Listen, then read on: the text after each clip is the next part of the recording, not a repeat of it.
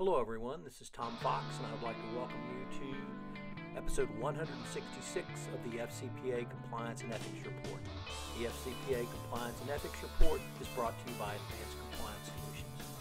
This is the Sepp, Blatter, Resigns podcast where I visit with Mike Brown, Managing Director of Infotal, and Jay Rosen, Vice President Translations for Merrill Brink, around some of the implications of the Sepp Blatter resignation from FIFA, what this might mean with and for U.S. companies who have marketing alliances or partnerships with FIFA, and some steps that you can take in the compliance function to help protect yourself and your company at this critical juncture.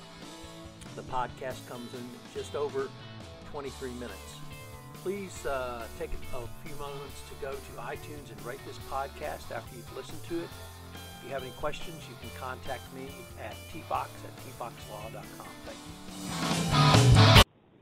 Hello, everyone. This is Tom Fox, and welcome to this episode of the FCPA Compliance and Ethics Report. Today, I have two good friends, Mike Brown, Managing Director at Infotal, and Jay Rosen, well-known New England Patriots apologist and protector of all things Tom Brady, here as well, and in his part-time role as Vice President of Translations for Merrill Brink. So with that, gentlemen, welcome to our second FIFA Compliance Corruption podcast. Thank you very much, Tom. Thanks, Tom. The events since our last podcast on this have moved at a fast and furious pace. First of all, we had Sepp Blatter reelected as president of FIFA on Friday, and then Tuesday of this week, he resigned the presidency of FIFA. There's been a lot of speculation as to why that may or may not have happened, but we thought we might explore, or at least start to explore, where or what led to this and kind of give our opinions, and then maybe lead into what we see as some of the potential avenues that U.S. companies may be embroiled in this scandal, and what are some of the things that they might do at this point. So, Mike, maybe I can pitch it to you. What do you think got Blatter to change his tune so quickly? It's funny. Like we've talked about in the past, you need to follow the money. And as we started looking at the dollars and cents that FIFA actually generated in the last years, almost 70% of the revenue came in from sponsors and TV rights. So the article by the Wall Street Journal about potentially, UEFA taking the ball and going and leaving really threatens the complete existence of FIFA. So I have imagined with Visa and some of the other ones basically becoming pretty articulate that if you got sponsorships together, TV rights together, and they truly put some pressure on Blatter, then he would probably be forced to resign because they could fundamentally remove nearly, almost the whole revenue stream that they actually had. So I have a feeling that they got together and made that happen. But we'll never know. Well, I don't know. We might know in the future. So. Unfortunately, it looks like we've lost our New England Patriot apologist and fellow No, I'm still here, gentlemen. Oh, you're still here? All right, okay. Excellent. Jay, from your perspective, and certainly the New England Patriots have got to tip their cap to FIFA for taking the spotlight off of their extraordinary nefarious conduct in deflating up to potentially 6 footballs for a half of a football game. What do you see really as some of the things that may have led to such a dramatic turnaround by the president of FIFA? Thanks, Tom. And, it's always good to live for a new news cycle. So thank you, FIFA. Thank you, Sepp Blatter. I think what we're looking at here is real live reputational risk that's going to not only be suffered by the product, which is, global football, not the American kind, but also the advertisers who are, associated with the game, the global advertisers, the global sports networks. So I think that's really why we've seen this swift reaction. And, it's almost like the other side of that with the whole Deflategate. I don't think Mr. Brady has had any of his advertisers threaten to leave him. So I think there's different severities of reputational risk, and I really think that that's what's coming to bear right now. That's what we've seen over the last 4 days. Well, that's certainly an excellent point. I would note for the record that Tom Brady does not speak with an eccentric Inspector Clouseau accent, so that could be one factor. I've not seen a picture of Sepp Blatter's wife, but I can hardly imagine she reaches the level of Tom Brady's wife. And when you're the golden one, you're just golden. So he has several other factors, perhaps in his stead. But let me throw out one other potential reason that it's clear now that the Department of Justice is investigating Sepp Blatter personally, and indeed that's been reported by the New York Times, at least on an anonymous source. So it could well be that the DOJ just said, you're going to have to resign, and then we'll open negotiations about a plea bargain, or he may have felt the heat from the fire that's burning behind him. So there may be several different things going on at once. But if I could now turn to some news today that I think is going to impact the work and the things that the three of us do and talk about. First of all, we had a revised statement by Nike where they removed language which categorically denied any wrongdoing, re-emphasized that they're cooperating with the authorities, and reaffirmed their own ethical values and abhorrence of corruption. We also had a report out of Brazil that the Brazilian prosecutors had provided information to the U.S. prosecutors about 4 U.S. companies that were somehow involved in these allegations, or at least around 2014 World Cup in Brazil. So we have U.S. companies now perhaps moving more to the fore, which would lead to potential FCPA or other bribery and corruption charges. Mike, last week we talked about what a company might do looking at their marketing partners or alliance partners or other customers and relationships. But in the sports world, it seems like to me there are lots of third-party agents involved in marketing, and I really like the dogs in the background. That's a nice touch.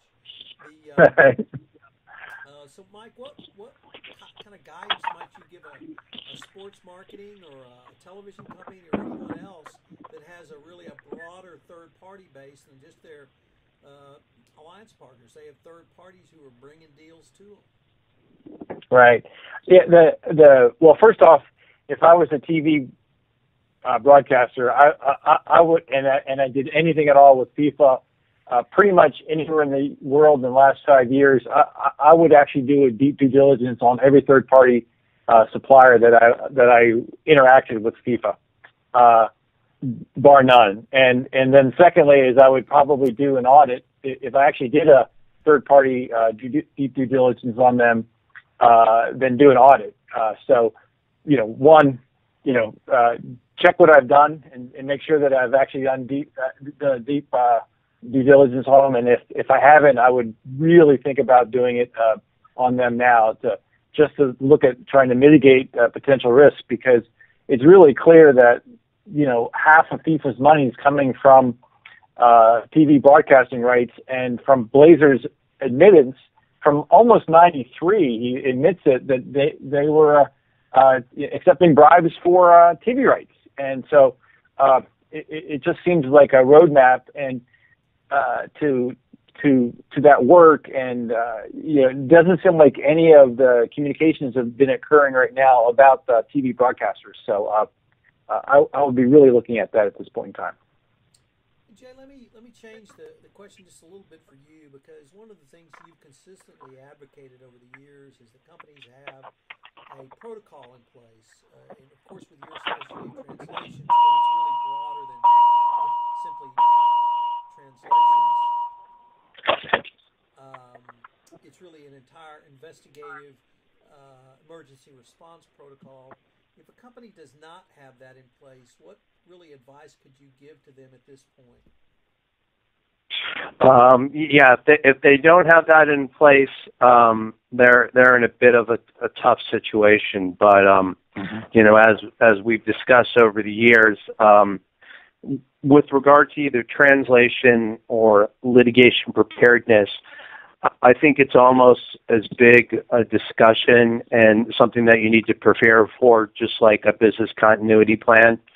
So when one of these things go wrong, you should already know, you should have people on auto dial that this is my company that's going to help me with translations from an investigation, or this is a company that's going to help me go through my emails and contracts. So, you know, a lot of times people don't take action until it's too late.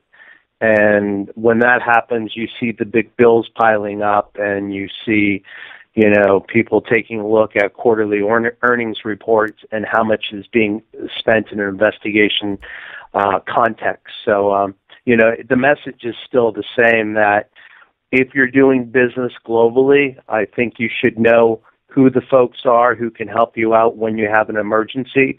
And when that happens, you can bring them in to go to work. The other thing that really has struck me in the past few days is, in addition to the third parties and doing the due diligence that you've suggested, Mike, is that companies really need to look at their gifts, travel, and entertainment. The BHP Billiton FCPA enforcement action announced last week focused on BHP's internal controls around their hospitality packages for customers, including foreign governmental officials, for the 2008 Olympics. Certainly the World Cup is a sporting event that is as noteworthy as the Olympics. But I really wanted to focus on the gifts and hospitality part of the sports industry. Is that something that you would see as something companies need to manage, get a handle on, look at? Any thoughts there?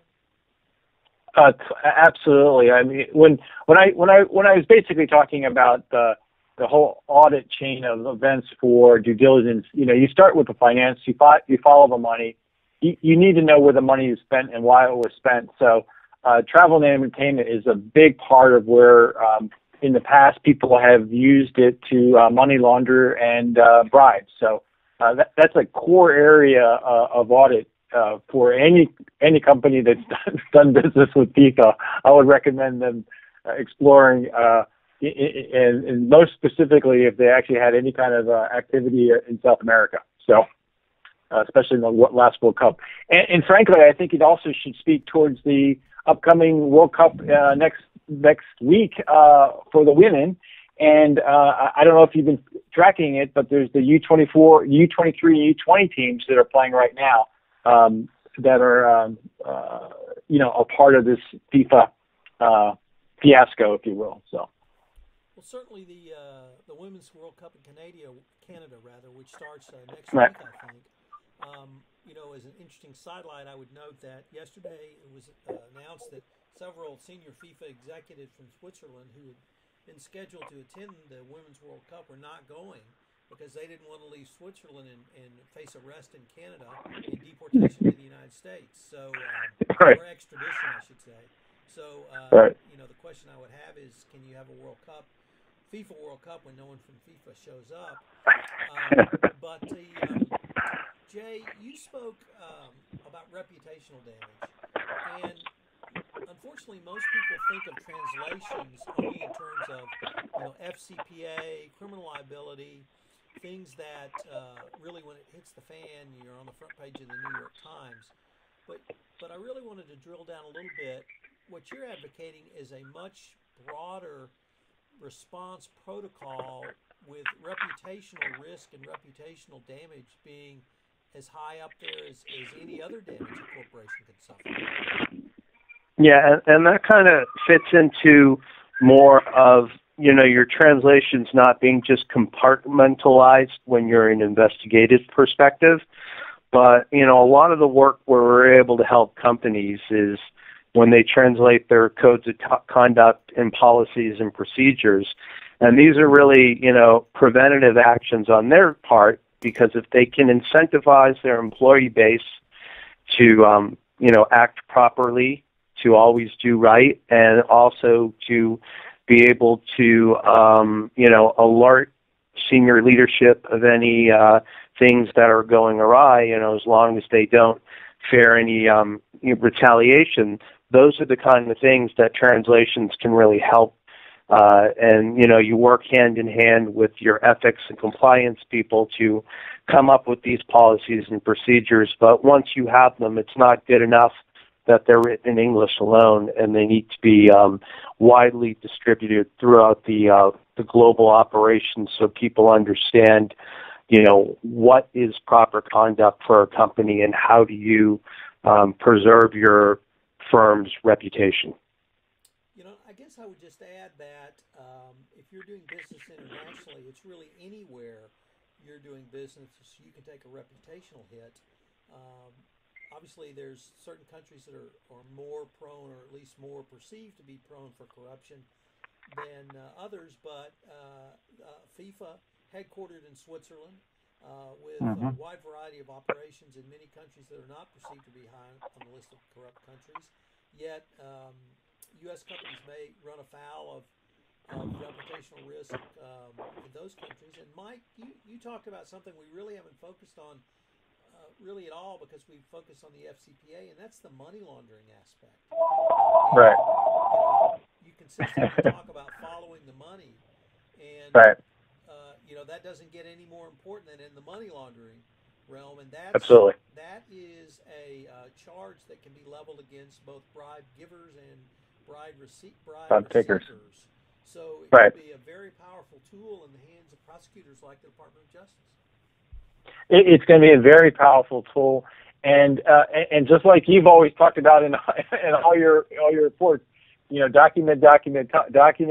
If you have an audit trail of doing your due diligence, if you have an audit trail of showing people that you've actually translated your codes of conduct, if you have an audit trail, all of those sort of things that you're talking about get to fundamentally sort of the audit of where money is being spent, who's spending the money, why the money is being spent. It gets into how you compensate people. It's a pretty comprehensive, and it seems like I'm not sure easily proven, but it seems like the money speaks very loudly in how money laundering is done. I don't mean that sounds funny, but yes, that's what I mean by it. So sorry about that. Speaking about money, Mike, I have another log to throw on the FIFA fire that I'm reading an article by Francine McKenna saying that FIFA auditor KPMG totally missed the soccer scandal. And I haven't been able to get into the whole thing, but it looks like besides being the auditor for FIFA, KPMG was also the auditor and advisor for the official Russia and Qatar organizing committees when they prepared their winning bids that are now targeted in the corruption scandal.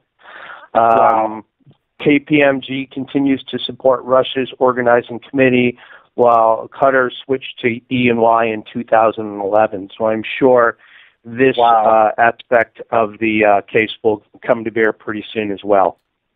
Holy cow. We should note Francine McKenna was a blogger extraordinaire in the internal audit world, and now she has moved to heading up Market Watch at the Wall Street Journal. So she's going to be an authoritative voice in traditional journalistic press, hopefully around auditors for some time to come. So it's great to see her get out with this piece today for anybody who wants to follow up on that.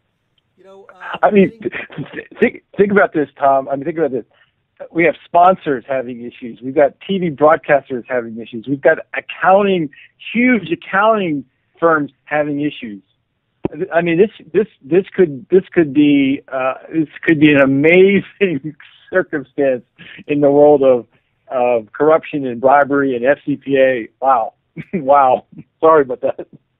So I guess we're running near the end of our time, and I guess I wanted to ask you guys any final thoughts. And Jay, certainly, if you want to give final thoughts about why you think it's appropriate or not appropriate that Roger Goodell would hear the appeal of Tom Brady's $4-game $1 million suspension, you can certainly throw that in. But Mike, where do you think this thing may be going into next week? Oh my gosh, this could be interesting. I do think you're going to see more prosecutions occurring. I think you're going to see people flipping. I think it's not going to stop for a while. I think actually Sepp Blatter was a genius in the sense of resigning, but not changing until probably March of 2016 when they have a new committee came up. So maybe he'll actually become the hero. Can you imagine that? On how FIFA can change to become a clean organization. I mean that's the stunning possibility. So, Jay, any thoughts on why the NFL is running a kangaroo court on your main man, the golden one? Well, Tom, you know, you and I like to have bets and buy each other T-shirts and things like that, and the loser has to win, has to wear the winner's shirt. So I'm thinking, I'm not sure what the bet is, but I know the prize is Jimmy Garoppolo's number 10 New England Patriots jersey. And we got to figure out what the bet, but completely non sequitur, they talked about the biggest selling T-shirts in the NFL, and it was the number 1 and number 2 picks who are quarterbacks. Brady is still number 3, but making the list, non-tendered free agent show-upper at the Philadelphia Eagles camp, the great Tim Tebow is back up in the top 10 of highest selling NFL jerseys. So there's still a lot of love out for the Tebowers. I don't have anything about Goodell and the kangaroo court, but I'm going to confine myself to the fact that even though if we have Garoppolo starting the first 4 games, he splits it, we go 2-2, and out of the AFC East, we could still make the playoffs at 11-5 or 10-6. So I think it's business as usual in Cheaterville, USA. Well, that's certainly good to know, and I'm glad you're putting a positive foot forward on that entire fiasco. But from the really the FCPA perspective on FIFA, I would say we're just getting started. And I hope companies will take to heart some of the suggestions they've heard today.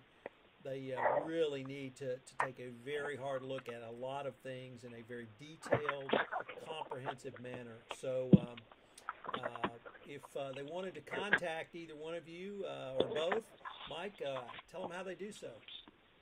Contact me on our website at Infortal at www.infortal.com, INFORTAL.com, or you can call me up at 541-231-3871. And Jay? Yes, if you have any questions about global translations or how they fit in an FCPA or ethics and compliance context, please try me on my cell phone, 310-729-6746, or via email at jay.rosen, R-O-S-E-N, at merrillcorp.com, and that's MERRILLCORP.com. And Tom, as always, thanks for having us on, and we look forward to speaking with you again soon. And I look forward to continuing Take the care. conversation. Thanks a lot, gentlemen. All right, bye-bye. This is Tom Fox again. Please go to iTunes and rate this podcast. Also, I'm coming up with a mailbag episode in the near future, so if you have any questions, compliance related or anything from these podcasts, please shoot me an email with your question. You may be answered on the air. Thank you very much.